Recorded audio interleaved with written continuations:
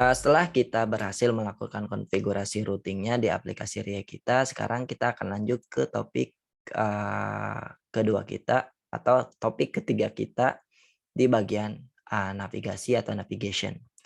Kita akan langsung masuk ke website dokumentasinya di bagian navigation ini, which is di sini untuk, melakukan navigasi atau berpindah dari satu halaman ke halaman lainnya. React, Router DOM ini atau React Router ini menggunakan atau, menyediakan 2 metode. Yang pertama kita bisa menggunakan komponen link, lalu cara penggunaannya teman-teman, import dulu dari React Router DOM, lalu di sini gunakan layaknya komponen, React biasa teman-teman.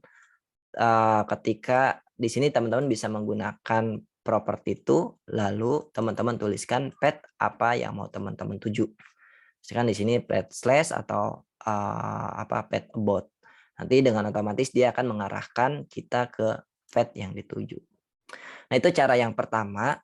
Dan cara yang kedua, teman-teman bisa menggunakan yang namanya hook use navigation atau ini disebutnya adalah secara programmatically.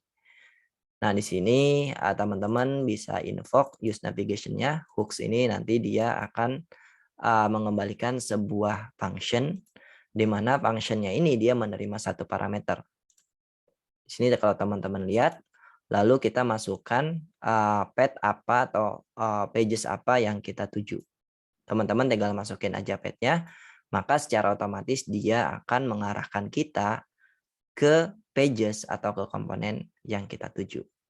Nah, biasanya kalau teman-teman menggunakan programmatic navigation ini, itu dilakukan kalau teman-teman mau berpindah antar halamannya ketika misalkan, oh kalau loginnya sudah selesai, maka kita akan arahkan aplikasi kita ini ke halaman dashboard, misalkan dari halaman login.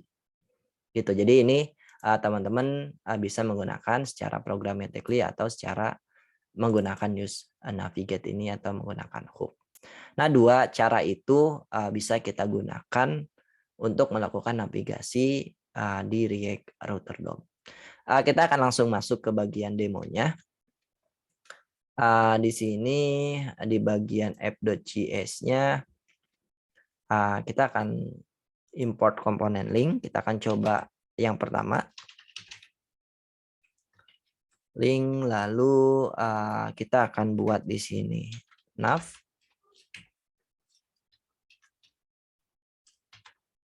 Lalu di sini baru kita akan link, misalkan di sini home, kita akan buat link-linknya.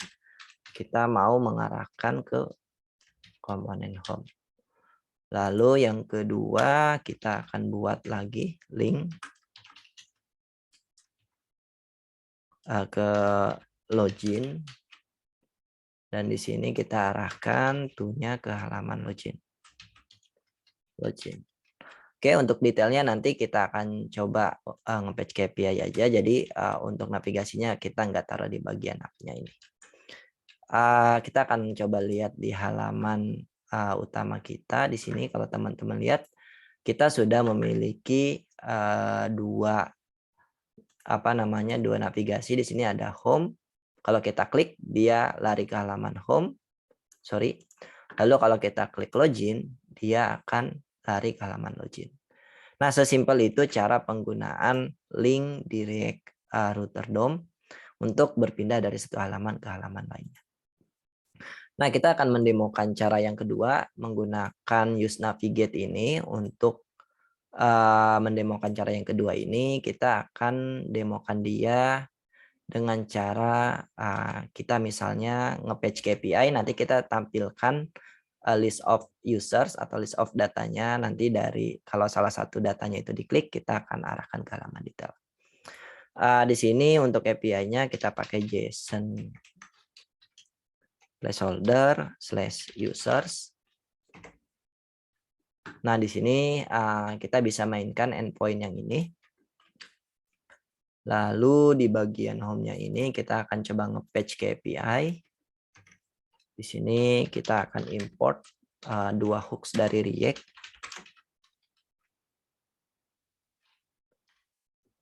harusnya import ya, bukan cons, sorry. Import, di sini ada use state untuk menyimpan datanya sama use effect. Oke, lalu kita gunakan hooks-nya. Yang pertama, kita akan buat state-nya karena datanya adalah data users, maka namanya adalah users. Lalu di sini set users. Di sini dari use state kita invoke, kita initial value-nya kasih adalah state array kosong. Lalu yang kedua, kita akan menggunakan use effect, di mana use effect ini menerima dua parameter. Yang pertama adalah sebuah function, dan yang kedua adalah sebuah array of dependency atau array kosong.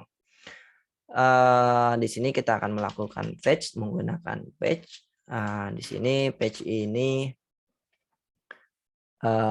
kita masukkan URL-nya atau endpoint-nya, lalu kalau udah responnya kita akan convert ke JSON.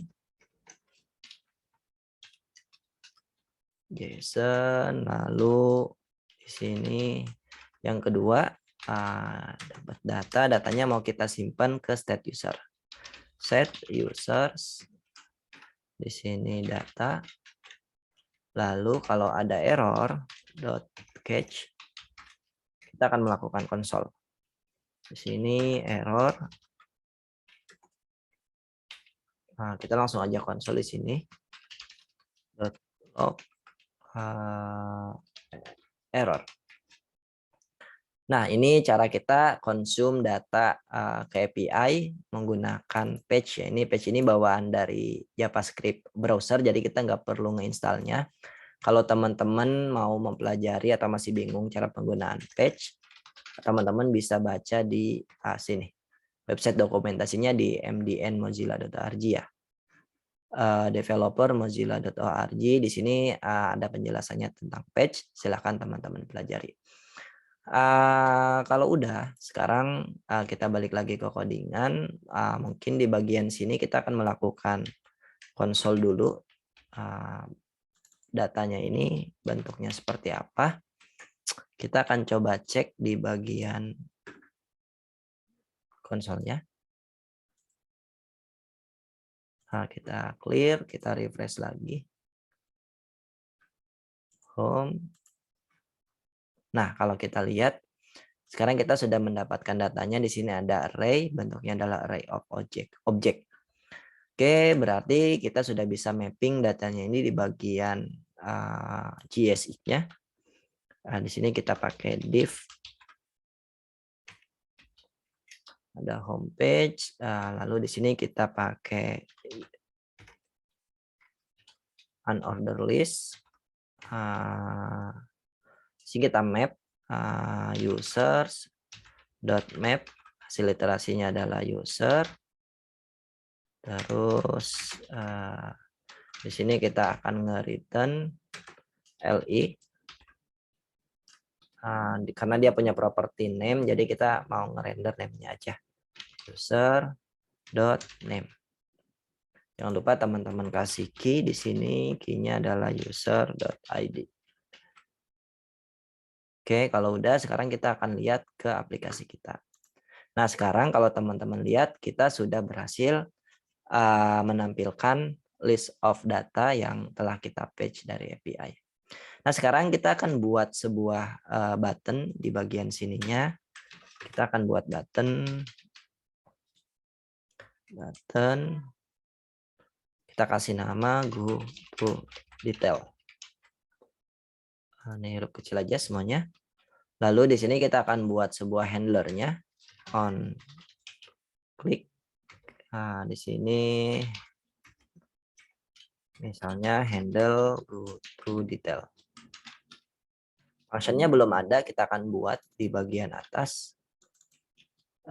Di sini, sorry, cons to detail, kita buat dia sebagai raw function. Kita asumsikan nanti dia akan menerima sebuah parameter. Oke, di sini kita akan lakukan console log Lalu di bagian sininya, karena kita mau ngirim parameter ke bagian handlernya, berarti kita akan rubah jadi raw function.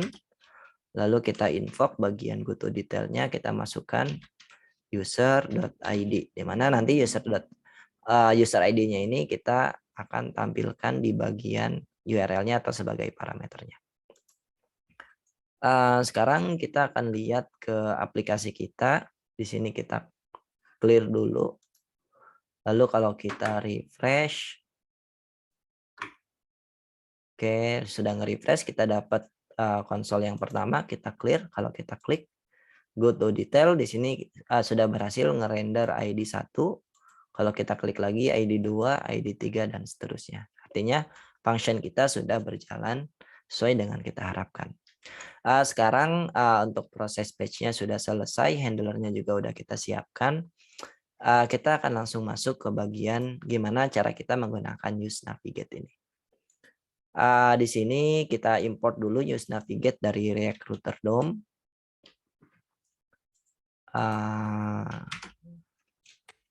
Sorry, harusnya kita copy semuanya.